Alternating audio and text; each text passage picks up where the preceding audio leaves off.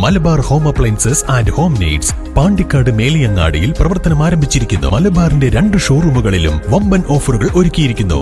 എല്ലാ പർച്ചേസിനും 5% മുതൽ 60% വരെ ഡിസ്കൗണ്ട്. ഹൈമാസ്റ്റും മിനി മാസ്റ്റും തെരുവിളക്കുകളും ഏറെ ഉണ്ടെങ്കിലും സന്ധ്യ മയങ്ങിയാൽ മേലാറ്റൂർ ടൗണും പരിസരവും ഇരുട്ടിലമരും.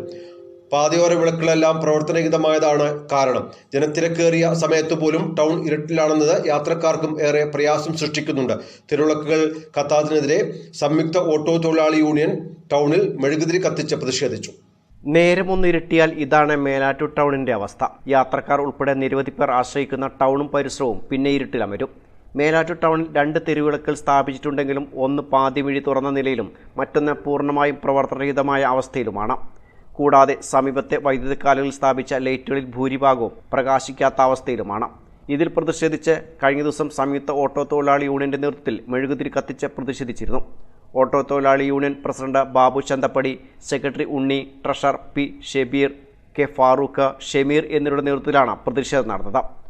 വെളിച്ചമില്ലാത്തത് ഏറെ ബുദ്ധിമുട്ടാണ് സൃഷ്ടിക്കുന്നതെന്ന് ഓട്ടോ തൊഴിലാളികൾ പറഞ്ഞു.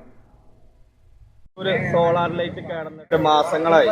എല്ലാ പോസ്റ്റിലുള്ള ലൈറ്റുകൾ കിടന്നിട്ട് ഒരുപാട് മാസങ്ങളായി. അധികാരികൾ തീരെ തിരിഞ്ഞു നോക്കാത്ത ഒരവസ്ഥയാണ്.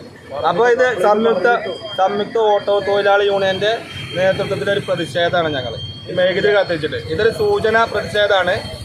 അപ്പോൾ അധികാരികൾ ഇതിൽ മുന്നിട്ടിറങ്ങി എല്ലാ ലൈറ്റും ശരിയാക്കണമെന്ന്, അതേപോലെ സോളാർ ലൈറ്റ് പുതുതായി സ്ഥാപിക്കണമെന്നും സംയുക്ത ഓട്ടോ തൊഴിലാളി യൂണിയന്റെ അഭ്യർത്ഥനയാണ്.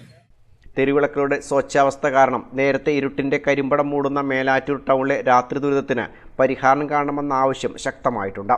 News bureau, Melattur.